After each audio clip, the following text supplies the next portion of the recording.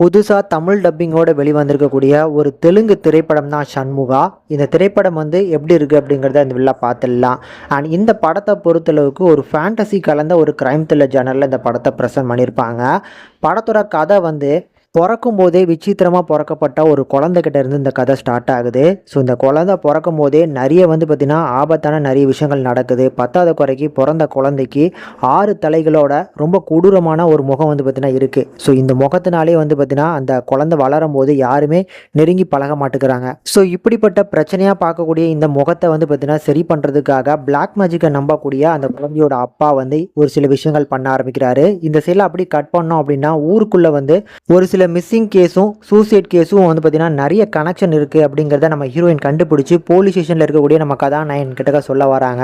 So அவங்க 2 பேரும் சேர்ந்து இந்த கேஸில் இருக்கக்கூடிய மிஸ்ட்ரியை கண்டுபிடிக்கும் போது என்னென்ன விஷயங்கள் தெரிய வருது அப்படிங்கிறதா அந்த படத்தோட மிச்ச கதை. ஃபர்ஸ்ட் ஆஃப் ஆல் இந்த படம் பார்க்கறதுக்கு எப்படி இருந்துச்சு அப்படின்னா ஒரு சுமாரான படம் தாங்க. ஃபேண்டசி கலந்து சொல்லியிருக்கிறாங்க. ஒரு நார்மலான கிரைம் த்ரில்லராகவே எடுத்துருக்கலாம்.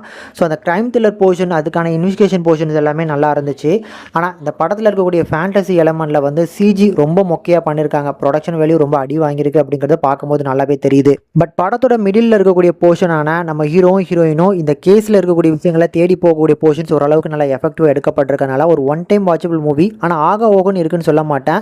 இது ஒரு ஆவரேஜான கிரைம் த்ரில்லர். ஃபேண்டசி கலக்காமல் சொல்லியிருந்தாலே இந்த படம் பார்க்கறதுக்கு நல்லா இருந்திருக்கும். இந்த பிளாக் மேஜிக்லாம் பார்த்தீங்கன்னா காமிக்கணும் அப்படிங்கிறதுக்காக விஎஃப்எக்ஸ் அவுட்புட்லாம் ரொம்ப சுமாராக இருக்கிறதுனால அது பார்க்கறதுக்கு ஒரு நல்ல எக்ஸ்பீரியன்ஸ் கிடைக்க மாட்டேங்குது. அதனால் முடிஞ்சால் ட்ரை பண்ணி பாருங்கள். தமிழ் டப்பிங் அருமையாக இருக்குங்க. யூடியூப்பில் ஃப்ரீயாகவே இந்த படம் அவைலபிளாக இருக்குது. முடிஞ்சால் ட்ரை பண்ணி பாருங்கள்.